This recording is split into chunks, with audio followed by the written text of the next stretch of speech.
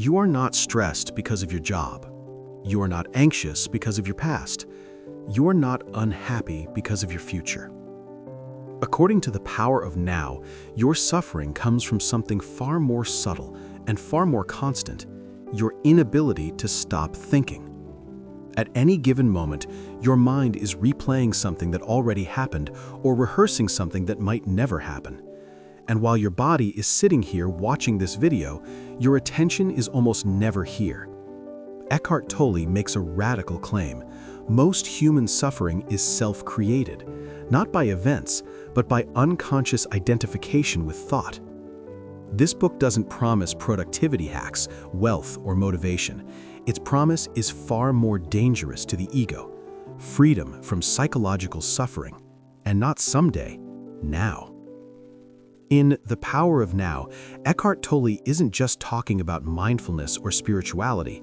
He is making a much deeper argument. The human mind, when left unchecked, becomes a compulsive storyteller that traps us in time, past and future, and disconnects us from the only place where life actually happens, the present moment. Tolle argues that enlightenment is not something mystical or reserved for monks. It is simply the ability to disidentify with thought and experience reality directly, without the mental noise that most of us mistake for who we are. In short, the book claims this: you are not your thoughts. Your pain is amplified by resistance to the present moment. Peace is not something you achieve. It is something you access when you stop fighting what is. Our journey into the now. Today, we aren't just going to summarize these chapters. We are going to perform a clinical autopsy on the ego. The context layer. We'll look at Tolle's own dark night of the soul and why this book became a global phenomenon at the turn of the millennium. The thematic deep dive. We will break down the 3 pillars of the book: the problem, the mind-identified state; the solution, the portal of the now; the nuance, understanding the pain body and the inner body. Critical synthesis. We'll challenge the book's woo-woo reputation.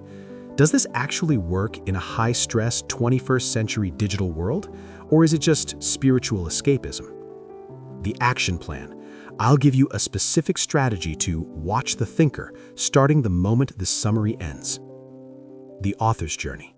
The night that changed everything. Eckhart Tolle wasn't always a spiritual teacher.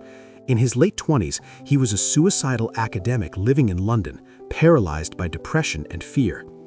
One night in 1977, his mental suffering became unbearable. He thought, "I cannot live with myself any longer." That thought triggered a question. If I cannot live with myself, there must be 2 of me, the I and the self I cannot live with. In that moment, his mind collapsed under the weight of its own logic. He woke up the next morning in a state of profound peace that never truly left him. He spent the next few years sitting on park benches, simply being, before distilling that experience into this book.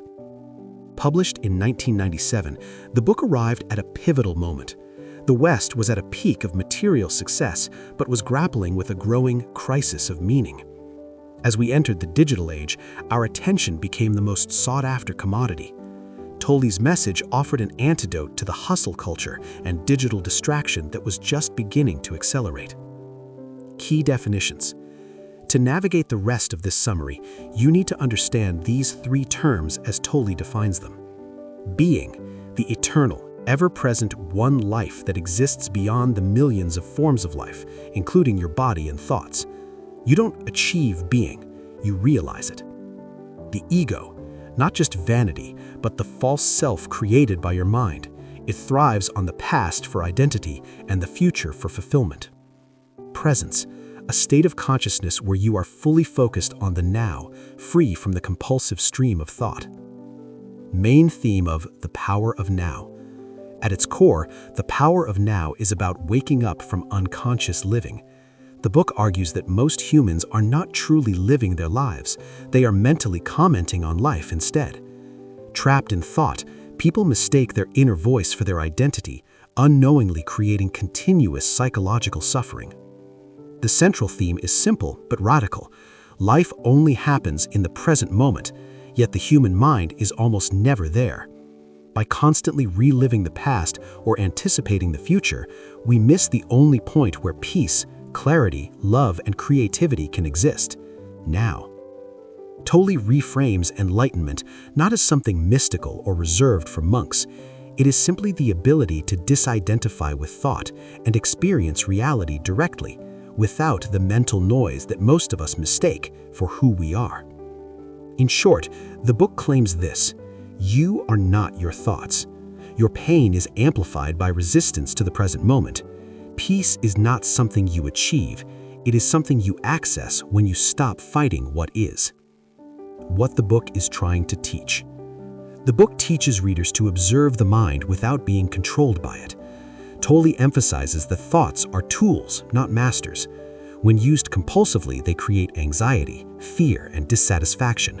When used consciously, they serve practical purposes and then recede. A key lesson is the distinction between pain and suffering. Pain is inevitable. Loss, illness, failure happen to everyone. Suffering, however, is created when the mind resists what is happening or tells stories about how reality should be different. Tolle introduces the idea of the pain body, stored emotional pain that feeds on unconscious thinking and drama, keeping people stuck in repetitive emotional cycles. The book also teaches acceptance without passivity. Accepting the present moment does not mean giving up or tolerating injustice. It means acting from clarity rather than emotional resistance. When the mind stops fighting reality, intelligent action becomes possible. Ultimately, the power of now is teaching one core practice: presence. Through simple awareness, feeling the body, watching thoughts, allowing emotions without labeling them, the reader learns to step out of mental noise and into direct experience. In that space, Tolle claims, peace is not created, it is revealed. Chapter by chapter breakdown of the power of now. Chapter 1. You are not your mind. Eckhart Tolle opens with a startling but simple idea: you are not your thoughts. Most of us live in constant mental noise, mistaking the voice in our heads for our identity. This unconscious identification with thought is the root of anxiety, fear, and dissatisfaction. Consider how easily you can replay a past embarrassment or worry about a future event. The emotion feels real, even though the event is long gone or hasn't happened yet. That suffering isn't coming from reality, it's created by identifying with the thought. Tolle's insight here aligns with modern mindfulness practices, but it goes further by challenging the very notion of self. The moment you notice a thought rather than fully merging with it, its control diminishes. Chapter 2. Consciousness, the way out of pain. In this chapter, Tolle introduces the idea of the pain body, stored emotional pain from past experiences that awakens during stress or conflict. Pain itself is inevitable, but suffering is optional. Suffering arises when we resist or identify with it. For example, being criticized triggers immediate discomfort. If you replay it in your mind for days, the mind creates additional suffering. By simply observing the pain, you prevent the mind from feeding on it, diminishing its hold. This principle is remarkably similar to trauma-informed techniques in psychology. While awareness alone may not heal deep trauma, it is the foundation for breaking repetitive emotional cycles. Chapter 3. Moving deeply into the now. Tolle emphasizes that the present moment is the only reality. Past and future exist only as mental constructs. By directing attention to the present, you interrupt compulsive thinking. Even mundane activities like washing dishes become transformative if done with full attention, feeling the water, movement, and breath. This chapter challenges the productivity culture. Fulfillment is not something postponed for later. It is accessed here and now. Chapter 4. Mind strategies for avoiding the now. The ego constantly finds ways to escape presence. Compulsive thinking, unnecessary drama, and conflict are all strategies for keeping the mind occupied. Even when life is calm, the ego might start arguments or worry about hypothetical scenarios just to survive. Understanding this helps explain patterns of self-sabotage and chronic dissatisfaction. Recognizing these subtle ego strategies allows you to disengage and cultivate awareness rather than blindly reacting. Chapters 5 and 6, The State of Presence and the Inner Body. Tolle describes presence as a state of alert, grounded aliveness, free from mental noise.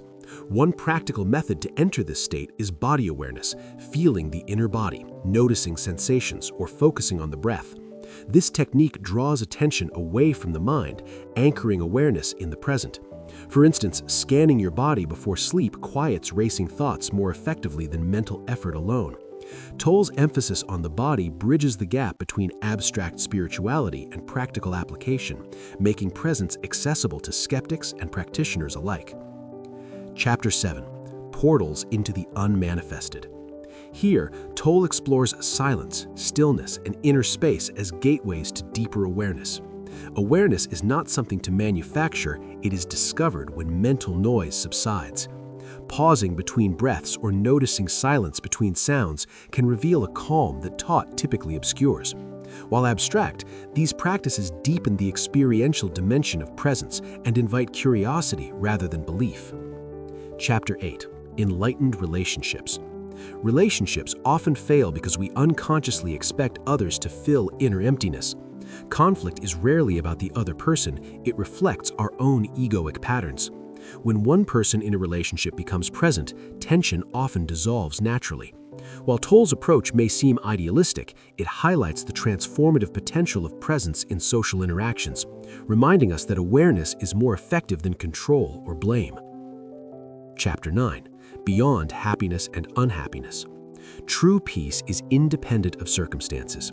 Happiness based on outcomes is fleeting and conditional.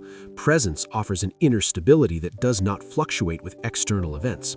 This insight challenges modern consumer culture and achievement-oriented thinking. Fulfillment is accessed, not accumulated. Chapter 10, The Meaning of Surrender. Surrender is central to Tolle's teaching, accepting the present moment fully without mental resistance. This is not passivity, it is clarity. For example, accepting a traffic jam does not mean liking it, it simply stops the internal battle, allowing calm and effective action. Surrender aligns you with reality, freeing energy for intelligent, responsive action instead of frustration. Overall insights. Across the chapters, Tolle revisits the same fundamental truth from multiple angles. Identify unconscious patterns, bring awareness to them, and allow presence to dissolve suffering. The book is spiral, not linear. The deeper you engage, the more profound the insights become. Strengths: clear, timeless guidance with practical applications. Experiential focus makes the teachings accessible. Limitations: repetition, abstract spiritual concepts, limited engagement with modern psychology.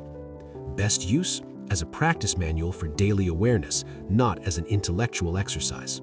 The core deep dive. This is where the power of now either transforms the listener or loses them. Tolle's ideas are deceptively simple, but their implications are profound. To keep this engaging and practical, we'll break the core of the book into 3 pillars: the problem, the solution, and the deeper nuances most summaries ignore. Pillar 1, the problem, the tyranny of the thinking mind. Tolle's starting point is confronting, uncomfortable, and deeply personal. Most people are prisoners of their own minds. The human mind is an extraordinary tool, but according to Tolle, it has become dysfunctional. Instead of serving us, it dominates us. Thoughts arise automatically, repetitively, and compulsively. And because these thoughts speak in the first person, I am worried, I am angry, I am not good enough, we mistake them for who we are. This creates what Tolle calls unconsciousness. Not unconsciousness as in sleep, but living on autopilot, reacting rather than responding, thinking rather than seeing, interpreting rather than experiencing. Psychological time, the root of suffering. A central problem is what Tolle calls psychological time. While clock time is necessary for planning and survival, psychological time is the mind's obsession with the past and future. The past becomes a source of guilt, regret, identity, and resentment. The future becomes a source of anxiety, hope, fear, and expectation. Very little suffering happens in the present moment itself. Right now, most of us are physically safe, yet the mind continuously manufactures distress by dragging attention away from now. Tolle's claim is bold. There is no problem in the present moment. Problems exist only in the mind. This doesn't mean real-life challenges don't exist. It means that psychological suffering arises when we mentally resist what is happening or imagine something else should be happening instead. The ego, the false self. The ego in Tolle's framework is not arrogance, it is identification with form. Form meaning thoughts, roles, labels, possessions, achievements, and stories. Examples of ego identification: I am my job, I am my past trauma, I am my success, I am my opinions. The ego survives through comparison, judgment, and separation. It needs conflict to feel real. That's why people often feel strangely attached to their problems. They give the ego something to defend. The pain body. One of the book's most distinctive ideas is the pain body, accumulated emotional pain from the past that lives in the psyche and occasionally takes over. When activated by criticism, rejection, stress, or even boredom, the pain body feeds on negative thoughts and emotions. It wants more pain. This explains why people repeat toxic relationships, sabotage happiness, get triggered disproportionately, and feel addicted to drama. The pain body thrives on unconsciousness. Awareness starves it. Summary of Pillar 1. The problem is not life. The problem is not other people. The problem is identification with thought and time, which creates a false self that feeds on suffering. Pillar 2. The solution. Presence as liberation. Tolle's solution is radical in its simplicity. Be present. Not as a concept, not as a belief, as a direct, lived experience. You are not the mind. The turning point in the book is the realization that you are the awareness behind the thoughts, not the thoughts themselves. The moment you observe a thought, you are no longer fully identified with it. This single shift from thinking to observing thinking is what Tolle refers to as awakening. Awareness is silent. Thoughts are noisy. Awareness watches. Thoughts comment. This doesn't mean stopping thoughts completely. It means ending compulsive thinking, thinking that serves no practical purpose and only reinforces psychological suffering. Anchors to the present moment. Tolle offers several practical gateways into presence. 1. The inner body. By placing attention inside the body, feeling aliveness in the hands, chest, or breath, you pull awareness out of thought and into direct sensation. The body exists only in now. This is especially effective during anxiety or emotional overwhelm. 2. Watching the mind. Instead of arguing with thoughts, simply observe them. No judgment, no resistance. Over time, gaps appear between thoughts, and in those gaps, peace emerges naturally. 3. Acceptance of what is. Resistance strengthens suffering. Acceptance dissolves it. Acceptance does not mean liking the situation. It means acknowledging reality as it is before taking action. Action taken from acceptance is clearer, calmer, and more effective. Tolle summarizes this as: accept the situation, change it if possible, remove yourself if necessary, or accept it fully. What creates suffering is wanting reality to be different before it is. Ending the pain-body cycle. When emotional pain arises, the instruction is not suppression, analysis, or expression, but presence. Feel the emotion fully without labeling it. Stay alert. Don't turn it into a story. The pain body cannot survive conscious attention. It dissolves when it is seen clearly. Relationships and enlightenment. Tolle argues that relationships often fail because people expect them to fulfill unconscious ego needs.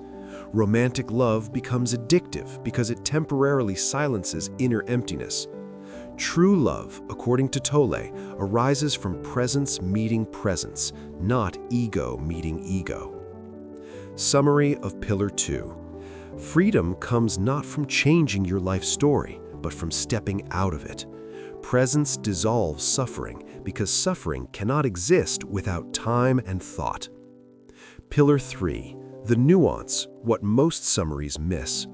This is where the power of now becomes misunderstood or unfairly criticized. Presence is not passivity. One common misconception is that Tolle promotes detachment, inaction, or indifference. He does not. Presence enhances intelligence. When the mind stops compulsively reacting, action becomes more precise, ethical, and effective.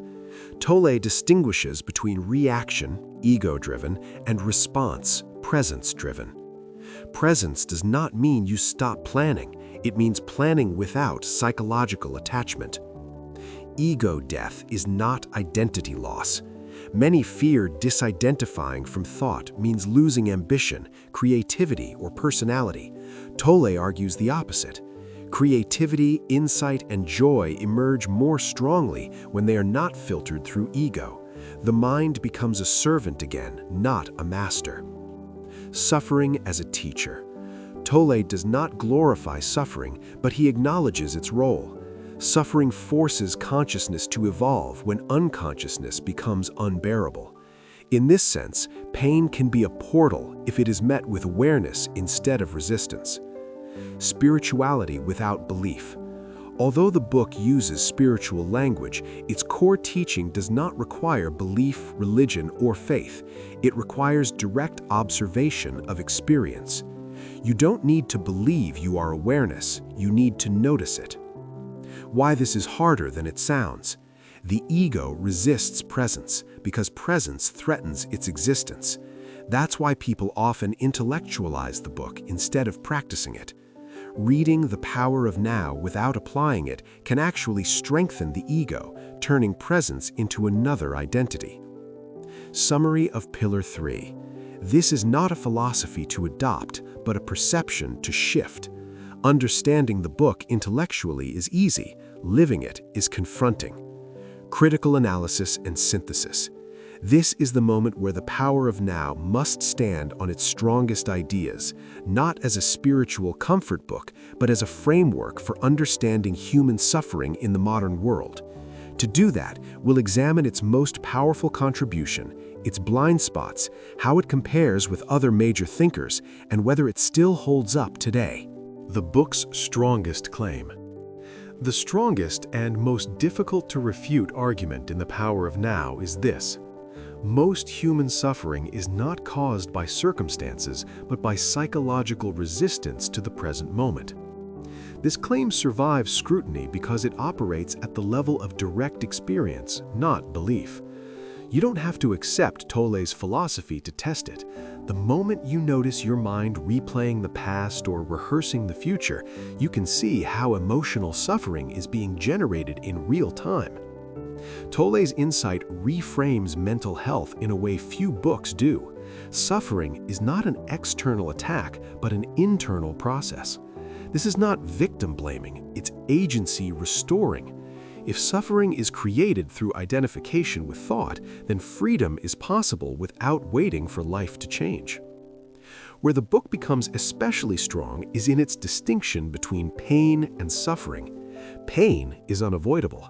Suffering is optional because it requires time, narrative, and resistance. This aligns closely with Buddhist psychology, Stoicism, and modern mindfulness-based therapies, yet Tolle presents it in a language accessible to non-academics. Another strength is the concept of awareness as a shift in identity, not a coping strategy. Many self-help systems teach better thinking. Tolle teaches disidentification from thinking altogether. That move, stepping behind the mind instead of improving it, is what makes the book genuinely transformative rather than motivational. The critique, where the book falls short. Despite its depth, The Power of Now is not without limitations. 1. Oversimplification of trauma and mental health. Tolle implies that awareness alone can dissolve emotional pain. While this is true at a foundational level, it risks minimizing complex trauma, clinical depression, and anxiety disorders. For many people, presence is necessary but not sufficient. Therapy, medication, and structured interventions often play a critical role. The danger is that readers may interpret suffering as a personal failure of awareness, which can lead to shame rather than healing. 2. Lack of empirical grounding. The book relies almost entirely on experiential truth. While this is philosophically valid, it lacks empirical data, neuroscience references, or clinical validation. Modern readers, especially younger audiences, may struggle with its abstract claims in the absence of evidence. 3. Repetition and vagueness. Tolle intentionally repeats ideas to deepen understanding, but for analytical readers, this can feel circular. Key concepts, ego, presence, and surrender, are powerful, yet loosely defined. This vagueness allows misinterpretation and spiritual bypassing.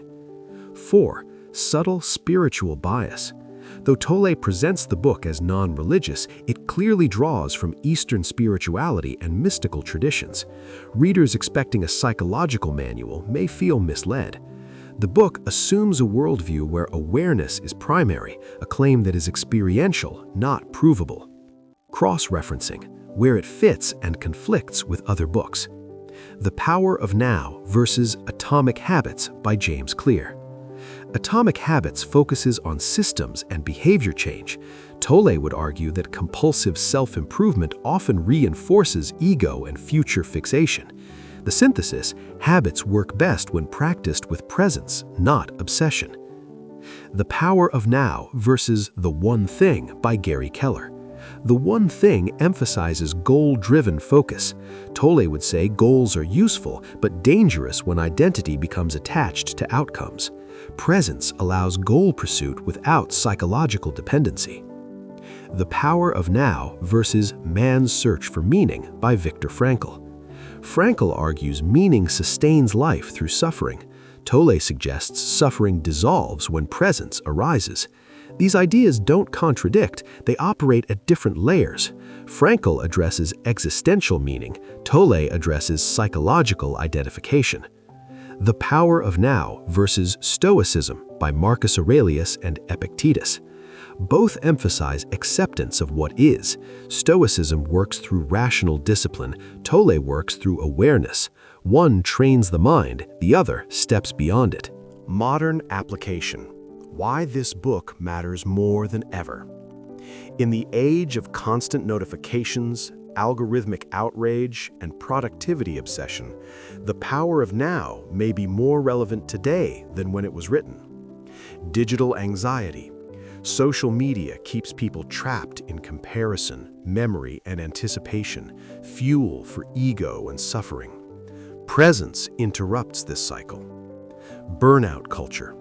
Hustle culture glorifies future achievement at the expense of present well-being. Tolle's teaching exposes the psychological cost. Information overload. Presence acts as a filter, reducing compulsive consumption and mental fatigue. AI and automation. As tasks become automated, human value increasingly lies in awareness, creativity, and emotional intelligence, all rooted in presence. However, modern application requires integration, not blind adoption. Presence must coexist with therapy, structure, ambition, and ethical action. Used incorrectly, Tolle's ideas can justify avoidance or disengagement. Used correctly, they offer something rare, inner freedom that does not depend on external success. Synthesis. The enduring value of The Power of Now. The Power of Now is not a book you finish, it's a perspective you revisit. Its brilliance lies not in providing answers, but in dissolving the false questions created by the mind. Its weakness lies in what it leaves unsaid. Its strength lies in what it allows you to see directly. At its best, the book does not tell you what to believe. It teaches you how to look. Turning insight into daily practice. The power of now only becomes valuable when it changes how you live ordinary moments. Presence is not something you add to life, it's something you bring into what you are already doing. This section translates Tolle's ideas into practical modern-day application grounded in real situations and common pitfalls. How viewers can apply the ideas. Number 1, practice micro-presence throughout the day. You don't need hour-long meditation sessions. Presence works best in short, repeated moments. Pause before opening your phone. Feel your breath while waiting in line. Notice bodily sensations during routine tasks. These small moments interrupt compulsive thinking and build awareness naturally. Number 2, shift from thinking to sensing. When the mind becomes noisy, move attention into the body. Feel your hands, feet, or breath. This grounds awareness instantly and prevents emotional escalation. Number 3, observe thoughts without engaging them. Instead of arguing with thoughts, watch them like passing clouds. The goal is not to stop thinking, but to stop believing every thought. Number 4, accept before you act. Acceptance does not mean approval, it means acknowledging reality before responding. This reduces emotional resistance and leads to clearer action. Real-life scenarios. Number 1, workplace stress. You receive critical feedback from your boss. The pain body activates defensiveness, anger, self-doubt. Instead of reacting immediately, pause, feel the body, notice the thoughts. Respond later from clarity, not ego. Number 2, relationship conflict. An argument escalates because both sides are defending identities. One person becoming present, listening without internal commentary, often de-escalates the situation. Presence interrupts reactive loops. Number 3, anxiety about the future. Worry arises about finances or career. Bring attention to what is actually happening now. Most anxiety dissolves when attention returns from imagined futures to present reality. Number 4, digital overload. Before scrolling, pause. Ask, what am I avoiding right now? Presence breaks compulsive consumption patterns without willpower. Mistakes to avoid. 1. Using presence to avoid responsibility. Presence is not an excuse to avoid planning, effort, or difficult conversations. It improves action. It doesn't replace it. 2. Trying to eliminate thoughts. The mind will continue thinking. Frustration arises when people try to force silence. Observation, not suppression, is the practice. 3. Spiritual bypassing. Saying everything is fine while ignoring unresolved trauma or real-world problems is avoidance, not awakening. Presence should coexist with therapy and personal growth. 4. Turning presence into an identity. The ego can adopt spirituality as a new self-image. The moment you think, I am more aware than others, presence has been lost. A simple daily practice. Sit quietly and feel the body from within. Notice the breath without controlling it. Watch thoughts arise and pass. Return to sensation when the mind wanders. Do this daily, and presence becomes a habit, not a concept. Presence is not dramatic or mystical. It is subtle, ordinary, and quietly transformative. Applied correctly, it doesn't remove challenges, but it removes unnecessary suffering. The power of now is not about escaping life. It is about finally meeting it. The conclusion and action plan. This is where everything comes together. The power of now doesn't ask you to believe anything new. It asks you to see something you've been missing your entire life. If you've stayed with this breakdown until now, you already understand the idea intellectually. What matters next is whether you live it. 1. You are not your thoughts. Thoughts happen to you, but they are not you. The moment you observe a thought, its emotional grip weakens. 2. Most suffering is created by resistance to the present moment. Pain may arise, but suffering requires mental time, replaying the past or worrying about the future. 3. Presence is not passive, it is powerful. Accepting what is does not mean giving up, it means acting from clarity instead of emotional reaction. 4. The body is your fastest gateway into the now. When the mind is noisy, shift attention to physical sensation. Awareness of the body instantly grounds you. 5. Peace is not achieved, it is revealed. When mental noise quiets, peace is already there. Nothing needs to be added. Who should read this book and who shouldn't? This book is for you if you feel mentally exhausted despite external success, you struggle with anxiety, overthinking, or emotional reactivity. You're interested in mindfulness but dislike rigid religious frameworks. You want inner stability that doesn't depend on circumstances.